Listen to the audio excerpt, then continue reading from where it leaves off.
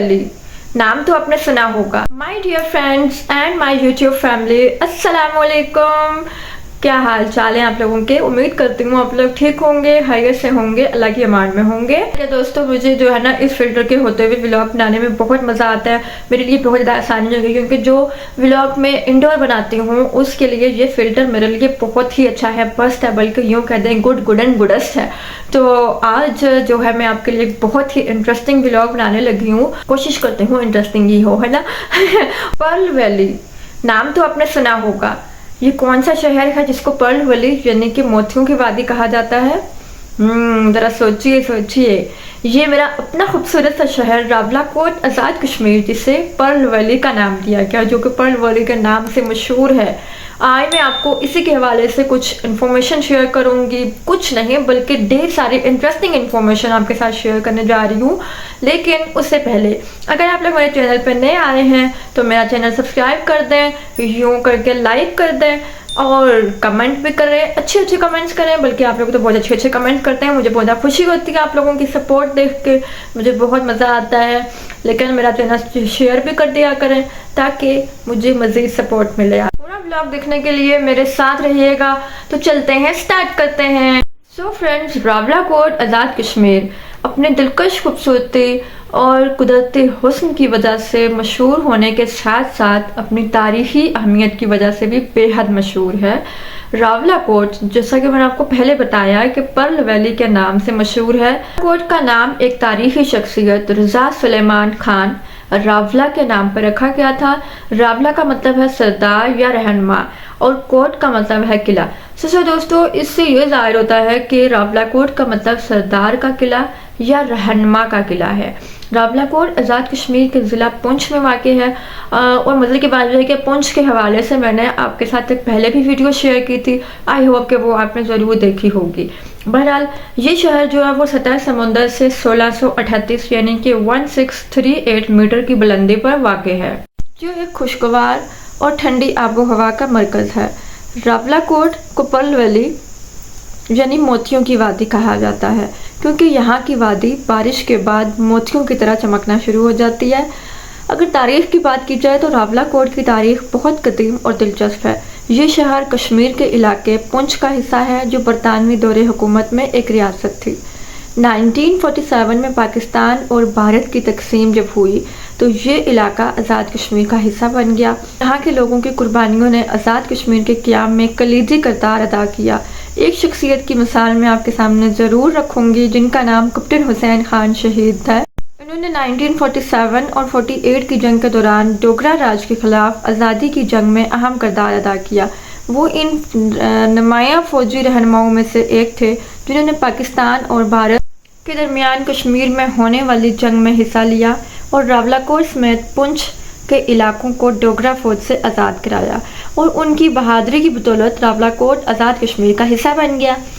Government post graduate college का नाम भी आपने सुना होगा, बल्कि जिसमें मैं टीचिंग करने के लिए जाती हूँ, ये भी उन्हीं के नाम से रखा गया था ताकि उनकी खिदमात को खराज तहसीन पेश किया जा सके। रावलाकोट में बहुत से सियाहती मकामात हैं जो लोगों को अपने तरफ मुतवज्जो करते हैं, जैसे कि बंजोसा झील, तोली पीर और पुंछ रिवर यहाँ के मशहूर सियाहती मकामात हैं। बंजोसा झील अपने सब्ज़ पानी की वजह से बेहद मशहूर है और इसके अलावा ये तमाम मकामात अपने कुदरती हुस्न से माला माल हैं। हज़ारों लोग दूर दराज से यहाँ सुकून हासिल करने के लिए आते हैं। रावलाकोट की सकाफ़त और लोगों की बात की जाए तो रावलाकोट के लोग बहुत ईमानदार और दोस्ताना हैं। यहाँ की सकाफ़त में कश्मीरी रवायात का गहरा असर है। यहाँ के लोग ज़्यादातर ज़राअत से वाबस्ता हैं और आसपास के इलाकों में कश्मीरी हुनर और दस्तकारी भी मशहूर है, जिसमें कश्मीरी शालें और कालीन अपनी खूबसूरती की वजह से नुमाया मकाम रखती हैं और बेहद मशहूर हैं।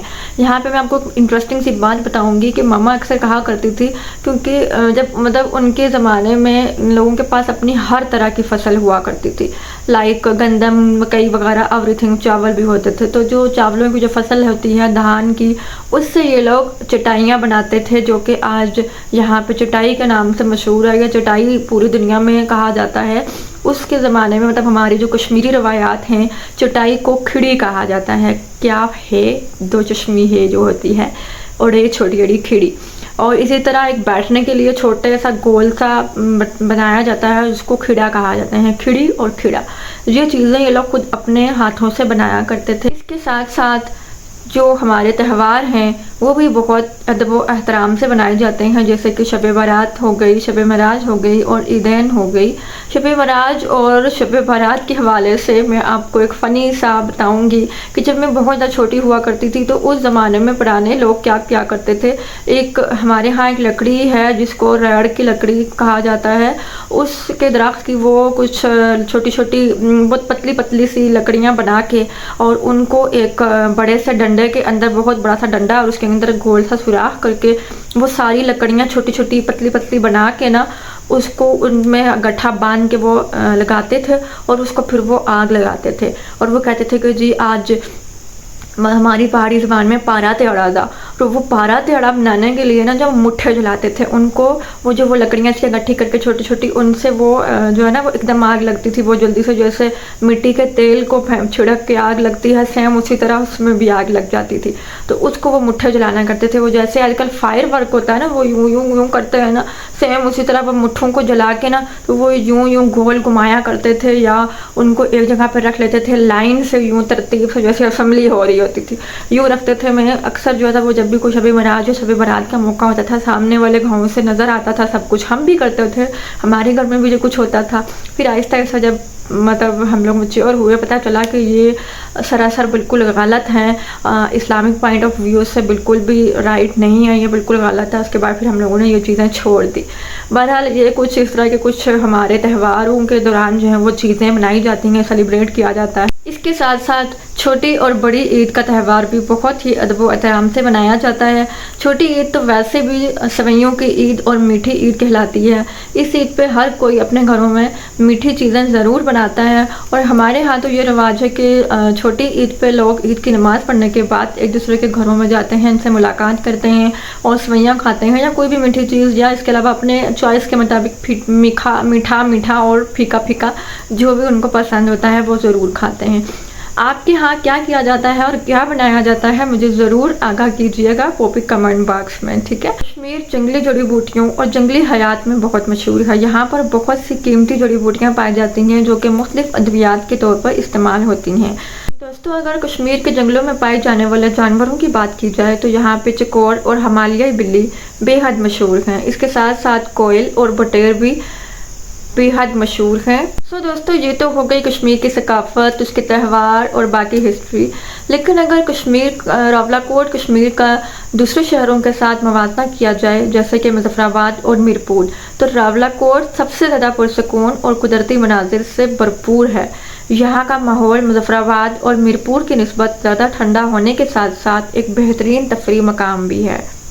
تو یہ تھا راولاکوٹ کا ایک مختصر سا سفر۔ یہ شہر اپنی قدیم تاریخ، خوبصورت مناظر اور پرامن ماحول کے ساتھ ساتھ بہت خاص ہے۔